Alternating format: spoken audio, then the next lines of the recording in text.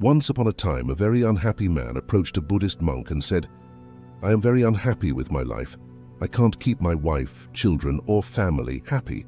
I can't even do anything for myself. Sometimes I even think about ending my life. You practice so much meditation and penance. Can you show me a way out of my difficult times?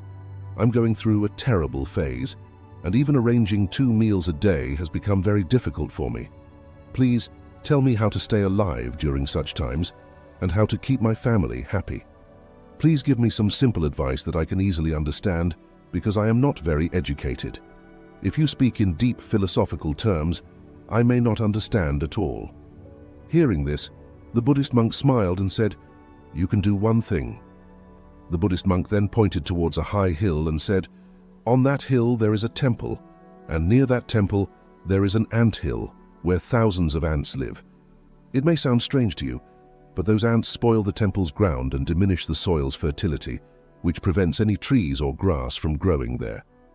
Do one thing for me, and then I will answer your questions. For 7 days, go to that hill every day and destroy that anthill. Break it down. Whenever you see an anthill around the temple, destroy it, but remember that no ants should die while you are destroying their home." The man, trying to understand this, left the place.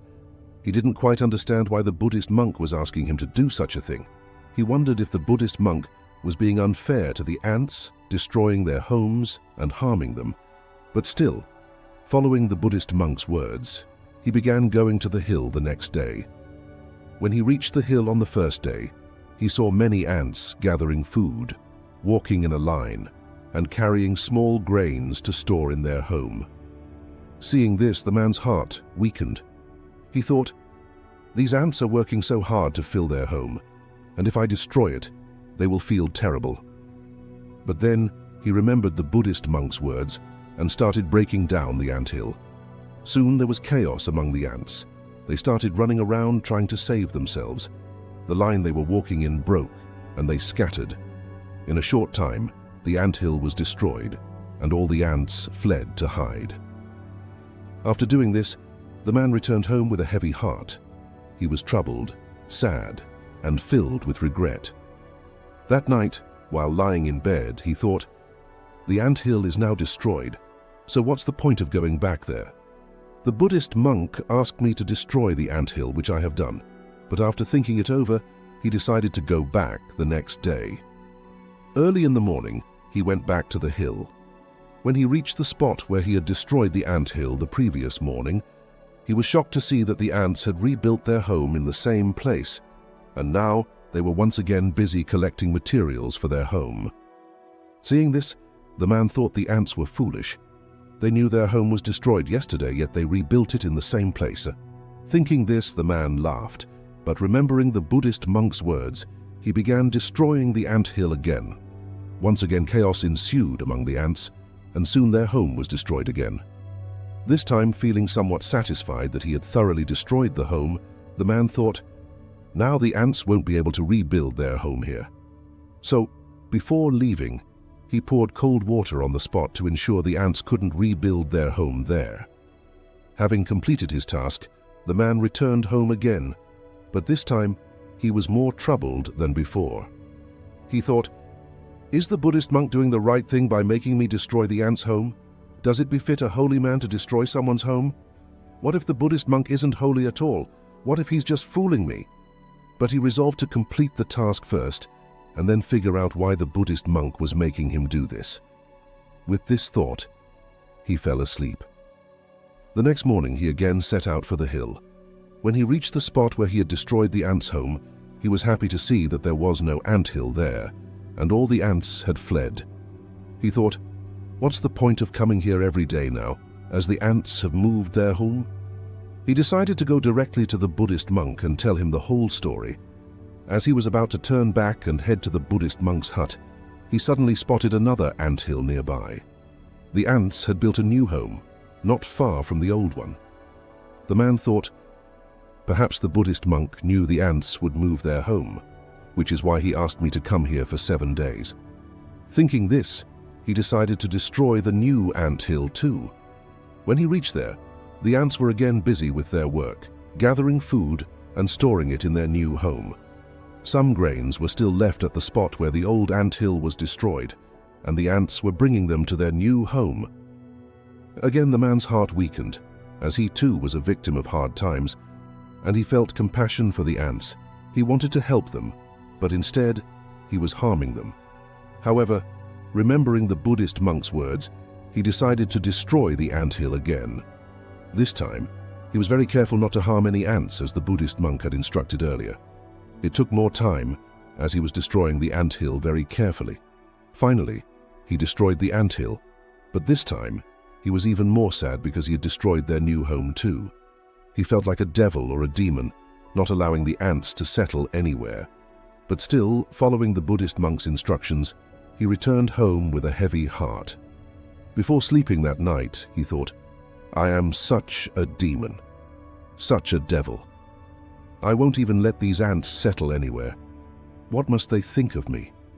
What kind of monster am I, doing such cruel work at the command of a higher power?" But despite these thoughts, he decided to go again the next morning. The following morning, he went back to the hill, only to find that the ants had built yet another new home in a different place. This time, they were working with even more energy, having built a bigger home overnight and were once again busy gathering food. Seeing this, the man thought, "What kind of creatures are these ants made of? I keep trying to drive them away, but they keep rebuilding their home in the same place. Don't they know I will never let them settle here? The ants are so small, yet they refuse to give up. What a wonder!" And this time, he angrily began destroying the anthill again. But in his rage, some ants were crushed under his feet. When he realized this, his heart filled with remorse.